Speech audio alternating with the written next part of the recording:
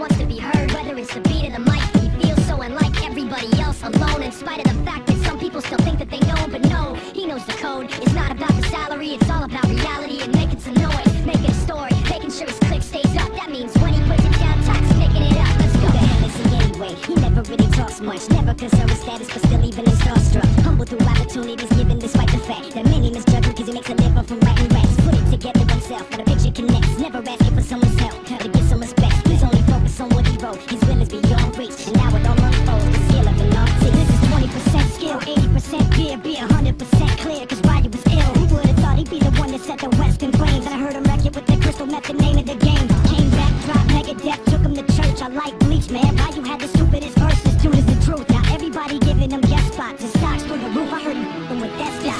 This is 10% luck, 20% skill, 15% concentrated power of will, 5% pleasure, 50% pain, 100% reason to remember the name. They call him Ryu, he's sick and he's spitting fire and Mike. Got him out the dryer, he's hot. Found him in Fort Minor with top. Got a fucking nihilist porcupine. He's a the type women wanna be with him. Rappers hope he gets 8 years in the making, patiently waiting to blow. Now the record with Channnels taking over the globe. He's got a partner in crime, this is equally dope. You won't believe the kind of that comes out of this kid's throat.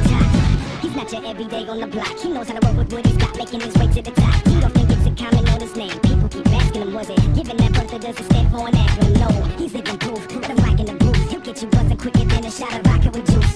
Him and his crew are known around as one of the best, dedicated to what they do and give 100%. Forget Mike, nobody really knows how or why he works so hard. It seems like he's never got time because he writes every note, he writes every line, and I've seen him at work when that light goes on in his mind. It's like a design, it's written in his head every time before he even touches the key. Or